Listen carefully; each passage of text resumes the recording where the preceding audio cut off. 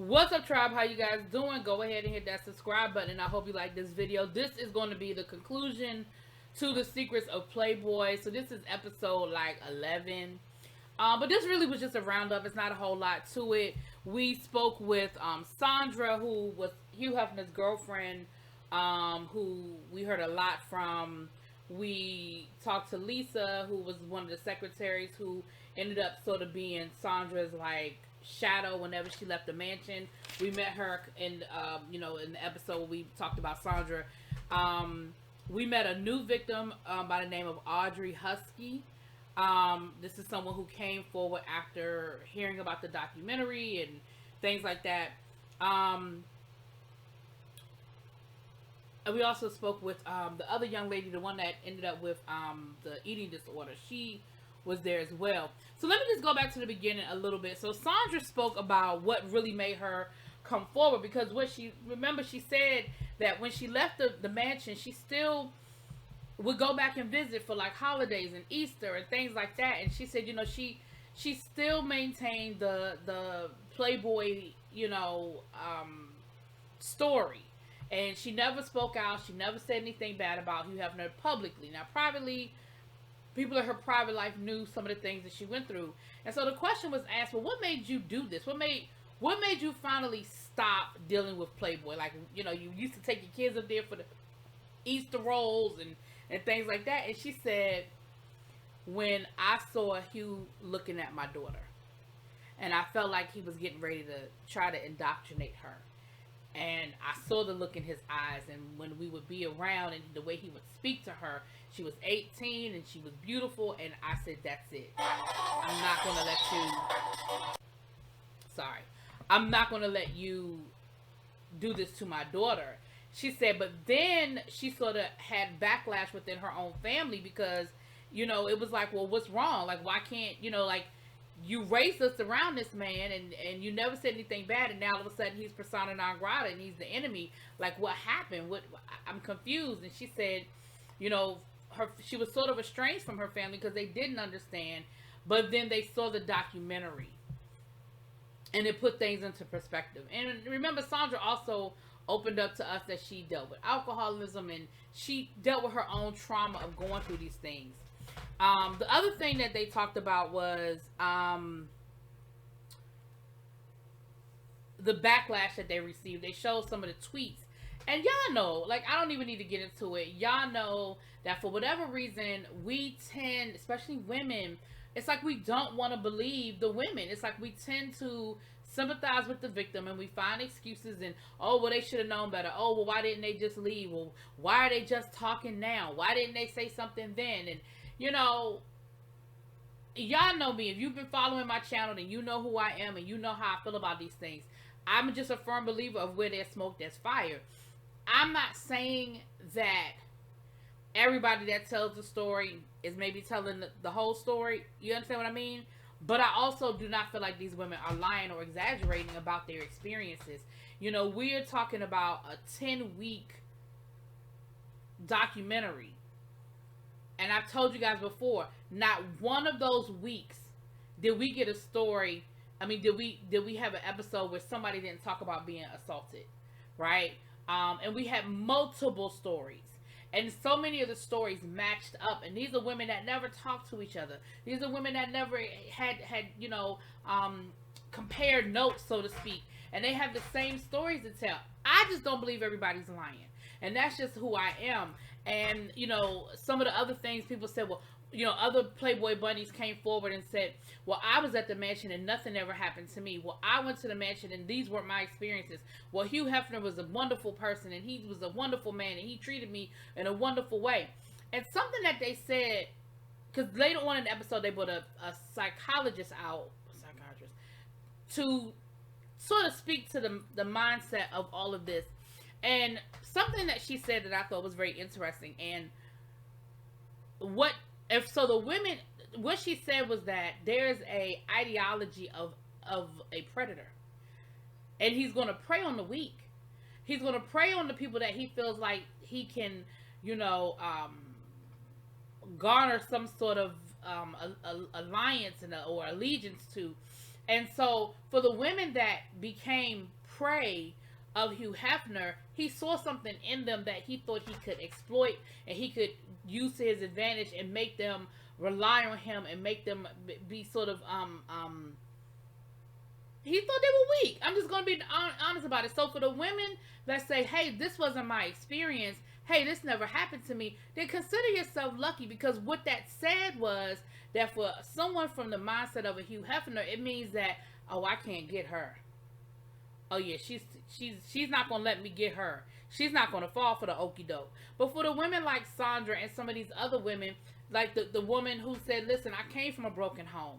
You know, the twins who told the story of, listen, we're taking care of our grandmother because our father was a drug addict and our mother abandoned us. And, you know, we dropped out of high school at 15 just to help pay the bills. There's something there that he's preying on. So for the women who didn't have this experience, consider yourself lucky is the way I look at it. Because that means that there was something in you, that a verbal or non-verbal aura about you that told this man, oh, she ain't the one. Keep moving to the next one, right? Hugh Hefner's son, Cooper, did speak up. Now, Cooper is the son of from the wife he married in 1989. And so Sandra simply said, you weren't there. You know, he gave he posted this tweet about, you know, his father was a wonderful man and he was this and he was that, and these are just women who are bitter, and now it's coming out, you know, they're just trying to get some sort of, you know, something revenge or whatever. And Sandra just simply said, listen, you weren't there. You know, because my thing is, that's your father, so of course that's what you're going to say. I mean, you should. That's your father. Defend your father. If that's the only man that you ever knew, defend him. Fine. But one thing that Sandra said about all of the tweets and all of the backlash that she got, she said, listen, that might be your experience, but your experience isn't my experience, so don't negate what my experience is. Don't tell me what my experience is. Don't tell me that my experience is wrong just because it doesn't match your experience. There was another young lady. She's a victim. She wasn't in the documentary, but she came forward afterwards. I think her name is Audrey Husky. Now, she did come around during the Kimberly years. Now, remember in the documentary, they said, hey, once Kimberly came around, that sort of shut things down. Hugh wasn't fooling around. She didn't play those games. She kept women out of the mansion. Like, you know, that's when they set up those outside houses that we talked about. And she said that, you know, same old story. Pictures got picked up. She was going to be photographed. They brought her to the mansion. And it just so happened that Kimberly wasn't home that weekend. She was off skiing with friends. And y'all know the story. He lured her up to the bedroom and yada, yada, yada, boo, boo. The next day, she said that she just couldn't get herself together. She couldn't get up. And she told them she didn't want to do it anymore. And they ended up flying her home.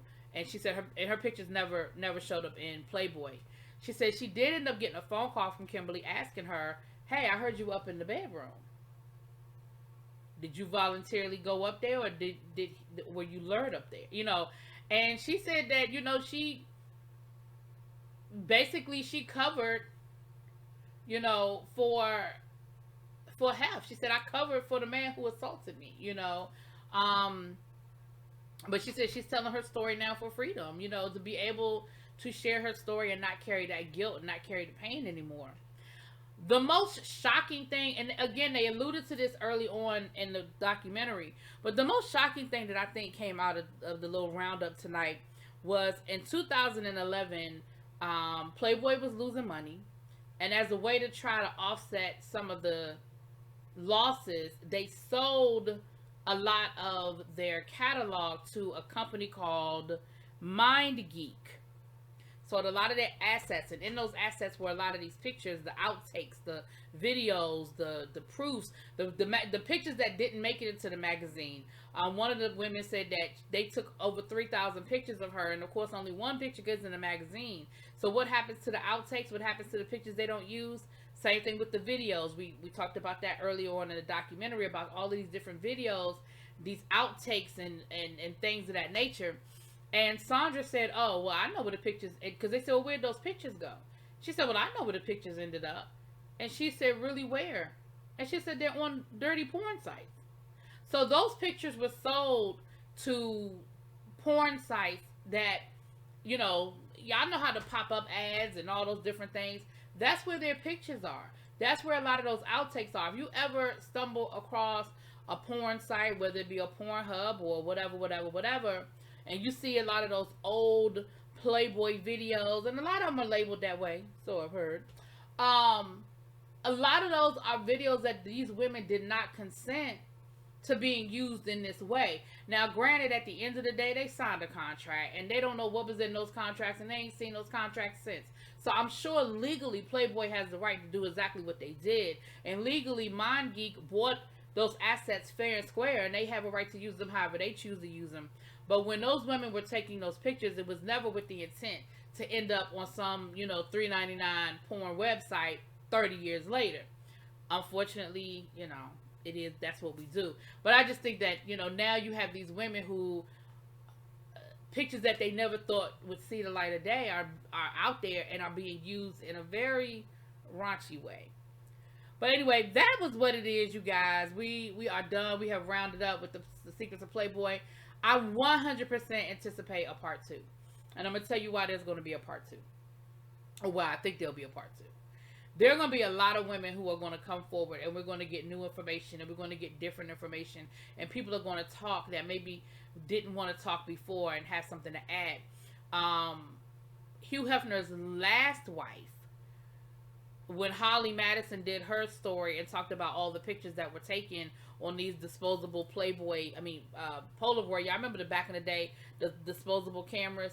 She reached out to Holly Madison and said, you know what? I have a lot of those, I have bag full of those disposable cameras that we never developed. And I want you to know that I destroyed those pictures. And so nobody will ever see those pictures for you and for the women who were in those pictures. I just want to let you know. So those are the types of people. Hugh Hefner's ex-wife sounds like she might have a story to tell. What you think? So I think there'll be a part 2. We'll see though. Y'all let me know what y'all think. Drop it in the comments. Peace.